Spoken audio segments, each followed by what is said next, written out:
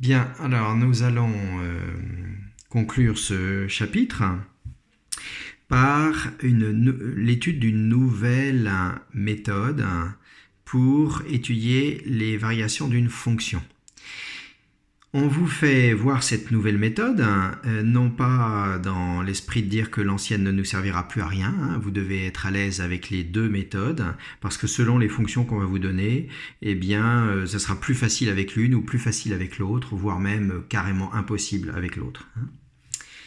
Donc, prenons l'exemple de cette fonction. Voilà. Et puis, donc, je vais vous demander de chercher à étudier les variations de cette fonction sur moins l'infini 1 avec la méthode que vous connaissez déjà, où on va étudier le signe de f de x1 moins f de x2. Voilà, donc vous allez appuyer sur pause, et puis vous allez vraiment passer 3 minutes à chercher comment on pourrait faire. Allez-y. Voilà, donc je pars du principe que vous avez vraiment essayé et que vous avez vu que c'est compliqué à cause de la puissance 4. Il y aurait un carré là, il n'y aurait pas de problème, il n'y aurait même pas de carré du tout, ça serait encore mieux. Mais du fait qu'il y ait une puissance 4, on se retrouve avec une étude, déjà il faut factoriser et puis ensuite il faut étudier le signe, enfin, ça ne se passe pas bien du tout, c'est compliqué comme tout. Alors en fait, on peut tout à fait s'appuyer sur l'étude des variations de référence que l'on a déjà vues. Par exemple, en partant de x1 et de x2 et de 1, je peux me dire, tiens, et si je commençais déjà par retrancher 1, c'est-à-dire en fait je vais décomposer cette fonction-là comme étant l'application successive de plusieurs fonctions de référence.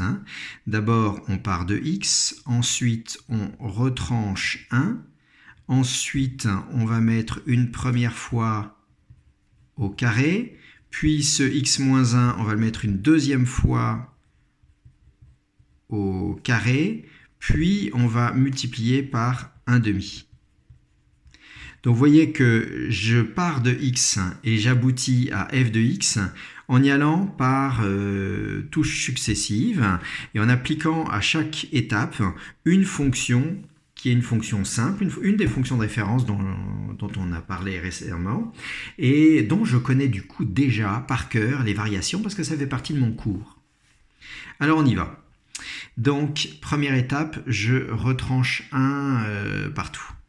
Donc, si j'ai ça, donc j'ai x1 moins 1 qui va être inférieur à x2 moins 1, qui va être inférieur à 1 moins 1, c'est-à-dire à 0.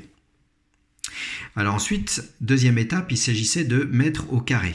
Donc attention, ce n'est pas x qu'on met au carré, c'est le point de départ de l'étape précédente qu'on met au carré. Donc c'est ça que je vais mettre au carré. Alors, je vois que j'ai 3 nombres et que ces 3 nombres, ils sont sur R-. Ils sont tous inférieurs à 0. D'accord ? Et la fonction carré, elle est comment sur R-?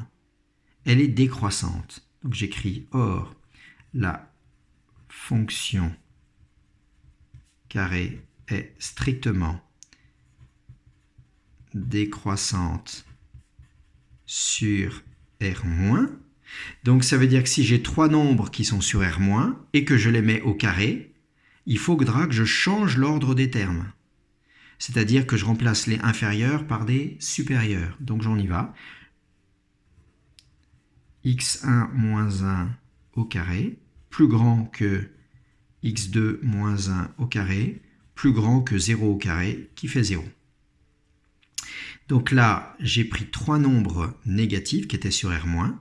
Comme j'ai pris leur carré, et comme la fonction carré elle est décroissante sur R-, eh bien j'ai dû changer l'ordre de ces termes, c'est-à-dire qu'en gros, j'ai gardé le même ordre, mais j'ai changé les inférieurs en supérieurs, ce qui revient au même.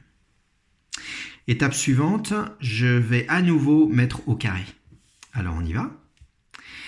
J'ai donc 3 nombres. Ces 3 nombres que je veux mettre au carré, ils sont tous les 3 positifs. Donc maintenant je suis sur R+. Elle est comment la fonction carré sur R+?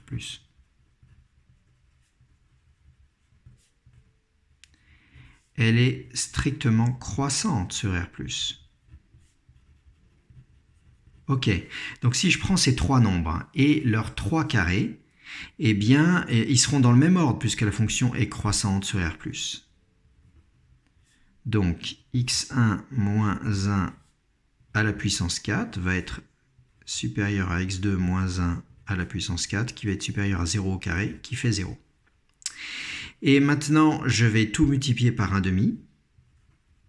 Donc, 1/2 c'est positif, donc je ne change pas l'ordre des termes.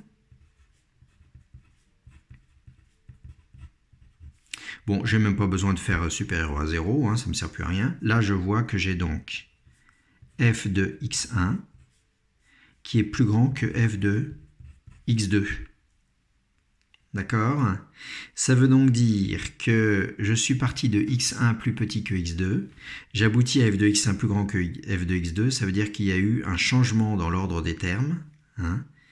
Donc, f est strictement décroissante.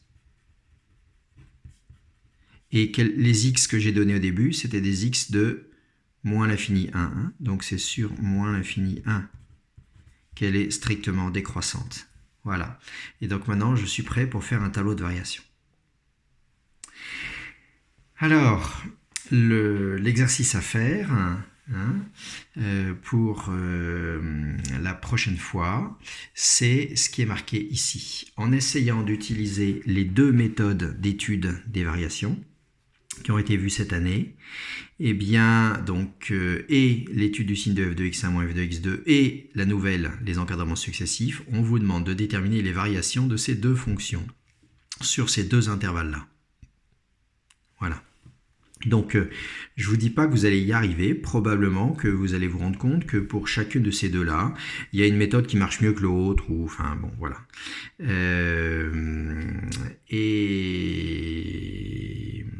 Et bien voilà, donc c'est ça qu'il y a à faire.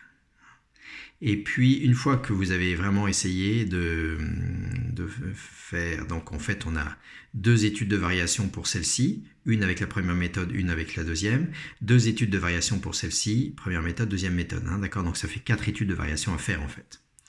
Et bien une fois que vous avez fait ça, vous vous intéresserez à la fameuse remarque sur laquelle je n'insiste pas pour le moment. Voilà, à bientôt.